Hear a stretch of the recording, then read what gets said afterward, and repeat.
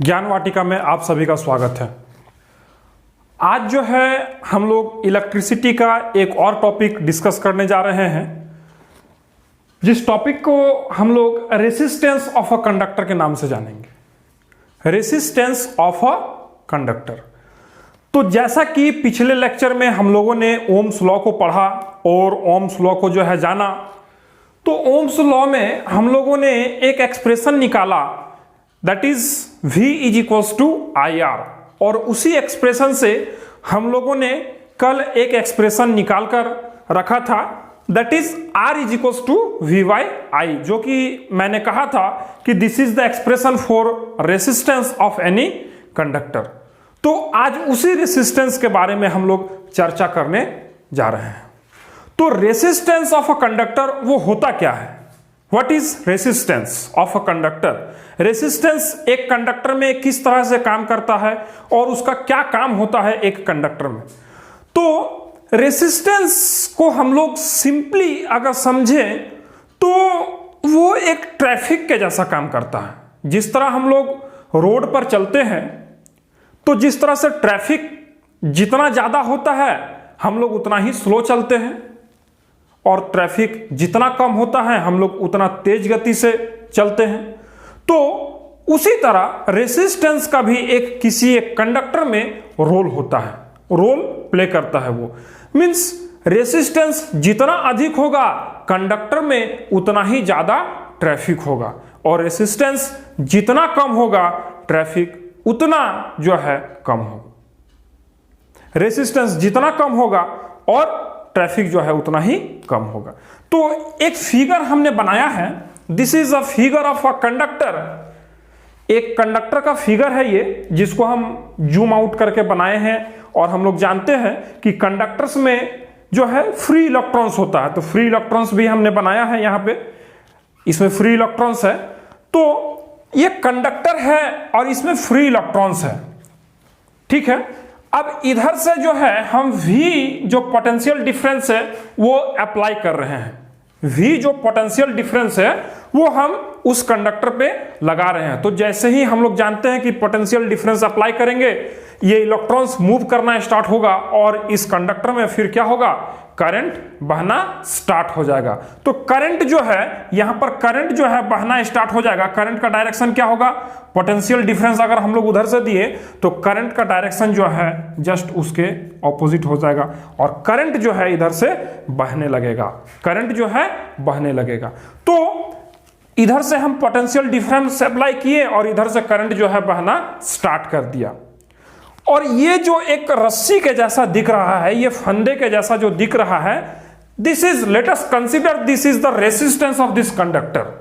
ये जो है रेसिस्टेंस के जैसा रोल एक प्ले कर रहा है इस कंडक्टर में। किस तरह रोल प्ले कर रहा है? एक रेसिस्टेंस का रोल प्ले कर रहा है इस कंडक्टर में। कहने का मतलब है कि इस फंदे को हम इस तरह बनाए हैं कि इसको हम साइज का जो है, इसका साइज मींस इसका जो एरिया ऑफ क्रॉस सेक्शन है उसको हम जो है बढ़ा सकते हैं या फिर घटा सकते हैं, ऐसा हम इसको रखे हैं। तो ये जो नॉर्मल कंडक्टर है इसमें जो है ये 5 ओम का रेसिस्टेंस है, ऐसा हम मान के चल रहे हैं। जो नॉर्मल कंडक्टर है, जो कि इस जो ये मोटा वाला सबसे बड़ा वाला जो कंडक्टर है, ये इतना जो है ये लाइन वाला, तो वो कंडक्टर को हम लोग मान के चल रहे हैं। इस कंडक्टर का जो है रेसिस्टेंस जो है वो 5 ओम है, 5 ओम है। तो 5 ओम मींस ये मोटा वाला कंडक्टर का जो है उसका रेसिस्टेंस कितना है, 5 ओम है, 5 ओम है। उसी तरह हम उसको थोड़ा सा और पतला कर रहे हैं, थोड़ा सा और पतला कर रहे हैं, तो उसका रेसिस्टेंस जो है वो 10 ओम हो जा रहा है, 10 ओम हो जा रहा है। मींस इस रस्सी को थोड़ा सा टाइट किए तो ये कंडक्टर श्रिंक होके इस लेवल तक चला गया, यहां आ गया, यहां इसमें आ गया, तो उसका रेसिस्टेंस क्या हो गया, बढ़ गया, मींस 10 ओम का रेसिस्टेंस हो गया। उसके बाद फिर इसको हम थोड़ा सा और टाइट किए तो अब इस लेवल में आ गया, और यहां पर जो है कंडक्टर का रेसिस्टेंस जो है वो 100 ओम हो गया।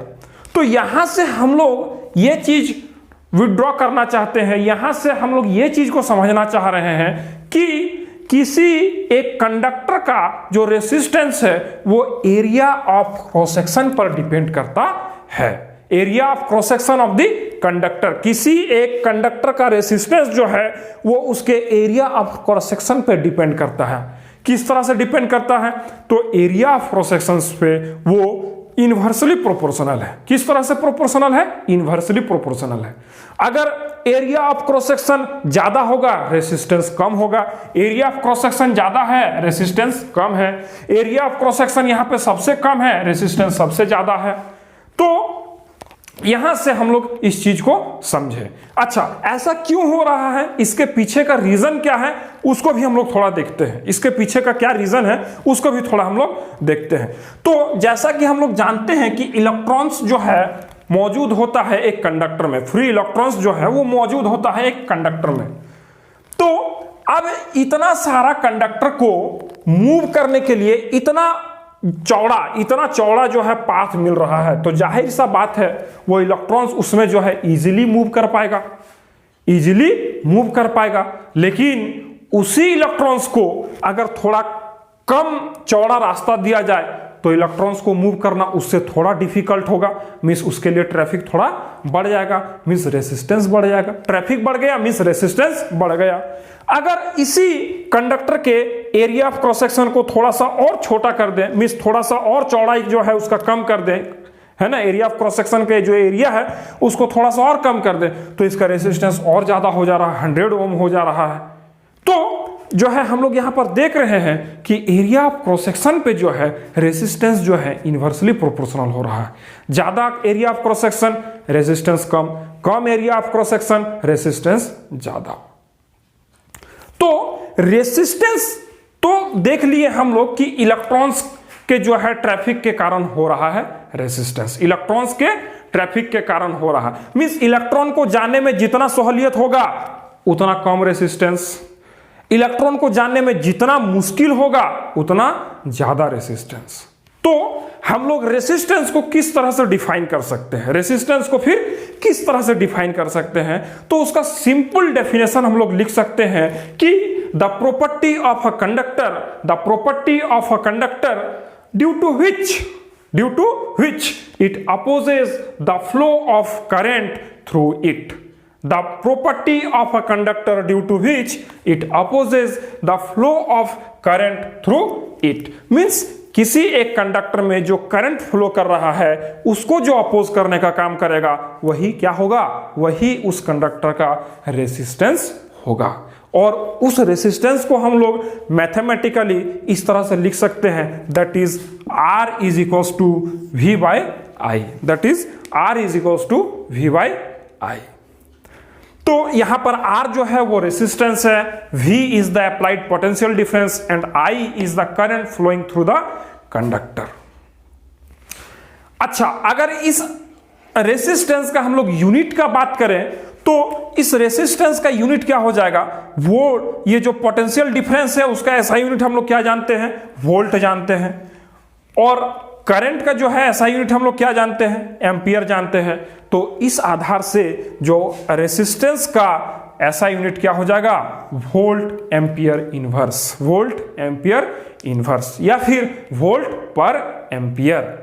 और इसी वोल्ट पर एम्पियर को हम लोग ओम के नाम से जानते हैं, क्योंकि पिछले लेक्चर में हम लोग ये चीज पढ़ चुके हैं कि ये जो रेसिस्टेंस का कॉन्सेप्ट है और जो ओम, जो गर्ग साइमन ओम नाम का जो साइंटिस्ट था वो उन्होंने ही जो है इस कॉन्सेप्ट को दिया था। तो उन्हीं के सम्मान में जो है इस जो है ऐसा यूनिट को जो है ओम नाम दिया गया, ओम नाम दिया गया। और इसको जो है हम लोग इस तरह का सिंबल से जो है रिप्रेजेंट करते हैं। This is the symbol for ohm. Ohm का जो है इस तरह का सिंबल है जो हम लोग रिप्रेजेंट करते हैं ओम को। तो अगर हम लोग जो है 1 ओम को अगर डिफाइन करना चाहे, 1 ओम को अगर डिफाइन करना चाहे तो हम लोग किस तरह से डिफाइन कर सकते हैं 1 ओम। 1 ओम कैसे हम डिफाइन कर सकते हैं, हम लोग तो ऐसा यूनिट देख लिए, दिस इज द ऐसा यूनिट फॉर रेसिस्टेंस। रेसिस्टेंस का ऐसा यूनिट क्या है? ओम है। तो 1 ओम को हम लोग किस तरह से डिफाइन कर सकते हैं? तो 1 ohm is the resistance offered by any conductor when the potential difference applied across the conductor is 1 volt and the current flowing through that conductor is 1 ampere. 1 ampere. जब किसी एक कंडक्टर से 1 एम्पियर का current flow करेगा और उसके ends का जो पोटेंशियल डिफरेंस होगा वो क्या होगा? 1 वोल्ट होगा, तब इस कंडक्टर का जो रेसिस्टेंस होगा वो 1 ओम कहलाएगा। When a potential difference of 1 volt is applied across the ends of a conductor and the current passing through it is 1 ampere, then the resistance is called 1 ohm. 1 ohm. यहां पे हम लोग इस तरह भी बोल सकते हैं, then the resistance is said to be 1 ओम। उस तरह से भी हम लोग बोल सकते हैं। तो जो है 1 ओम को हम लोग इस तरह से डिफाइन कर सकते हैं। तो ओम्स लॉ से जो है हम लोग ओम्स के लॉ के बारे में पिछले लेक्चर में पढ़ा था और वहां पर एक कांस्टेंट ऑफ प्रोपोर्शनलिटी आया था जिसको हम लोग रेसिस्टेंस के नाम से जाने थे। और आज के लेक्चर में जो है हम लोगों ने उस रेसिस्टेंस के बारे में पढ़ा और उसके बारे में समझने का कोशिश किया। तो रेसिस्टेंस का किसी एक कंडक्टर में क्या रोल होता है, किस तरह से वो कंडक्टर में करंट के फ्लो होने को अपोज करता है, करंट के पाथ को अपोज करता है, उसको भी हम लोगों ने देखा। थोड़ा सा उसको और हम इलॉबरेटली आप लोगों को और थोड़ा सा बताने का कोशिश कर रहे हैं कि जैसे ये इलेक्ट्रॉन्स है, ये मूव करेगा जब एक कंडक्टर में, जब इलेक्ट्रॉन्स इस कंडक्टर से होकर मूव कर रहा है तो ये जो है डिफरेंट नंबर ऑफ कॉलिजन्स से जो है वो सफर करेगा। मींस एक इलेक्ट्रॉन दूसरे इलेक्ट्रॉन से क्या करेगा? टकराएगा। ऑब्वियसली इस एक रास्ते से होकर जाना है सारे इलेक्ट्रॉन्स को, तो वो एक दूसरे से टकराएगा और एक दूसरे से टकराएगा तो वहां पर कॉलिजन होगा, कॉलिजन ऑफ इलेक्ट्रॉन्स होगा, कॉलिजन ऑफ इलेक्ट्रॉन्स होगा। तो अगर कॉलिजन ऑफ इलेक्ट्रॉन्स होगा तो वहां पर जो है हीट का भी जनरेशन होगा। जब कॉलिजन होगा तो हीट का भी जनरेशन होगा। और जैसे जैसे एक कंडक्टर का हीट बढ़ता है वैसे वैसे किसी एक कंडक्टर का रेसिस्टेंस बढ़ता है, वैसे वैसे उस कंडक्टर का जो है रेसिस्टेंस बढ़ता है। तो एरिया ऑफ क्रॉस सेक्शन पे रेसिस्टेंस जो है इनवर्सली प्रोपोर्शनल होता है, हीट पे डायरेक्टली प्रोपोर्शनल होता है। और जो लेंथ है किसी एक कंडक्टर का, अगर लेंथ बढ़ता है तो भी जो है रेसिस्टेंस जो है प्रभावित होगा। और उस समय भी जब लेंथ बढ़ेगा तो रेसिस्टेंस भी बढ़ेगा और जब लेंथ घटेगा तो रेसिस्टेंस भी घटेगा। कहने का मतलब है कि रेसिस्टेंस जो है वो एरिया ऑफ क्रॉस सेक्शन से इनडायरेक्टली प्रोपोर्शनल है और हीट से जो है वो डायरेक्टली प्रोपोर्शनल है और जो लेंथ है उससे भी डायरेक्टली प्रोपोर्शनल है। ऐसा हम लोग बोल सकते हैं। तो रेसिस्टेंस के बारे में हम लोगों ने आज पूरे अच्छे तरीके से उसको समझने का कोशिश किया। तो आज के लेक्चर में बस इतना ही। मिलते हैं फिर अगले लेक्चर के साथ। तब तक के लिए आप लोग देखते रहें ज्ञान वाटिका। और इस लेक्चर या फिर प्रीवियस लेक्चर से रिलेटेड आपके पास कोई क्वेश्चन या फिर कोई डाउट हो तो आप मुझे कमेंट बॉक्स पे कमेंट करके बताएं, या फिर टेलीग्राम में ज्ञान वाटिका के नाम से एक चैनल है, उस चैनल में भी आप अपना क्वेश्चन जो है वहां भी डाल सकते हैं। डिस्क्रिप्शन में आपको टेलीग्राम चैनल का लिंक मिल जाएगा, वहां से आप उस चैनल में जुड़ सकते हैं और वहां पर अपना जो भी डाउट या फिर जो भी क्वेश्चन है उससे रिलेटेड, लेक्चर से रिलेटेड, तो आप जो है वहां पर उस क्वेश्चंस को पूछ सकते हैं, वहां पर आप क्वेश्चंस को जो है डाल सकते हैं। तब तक के लिए गुड बाय, टेक केयर।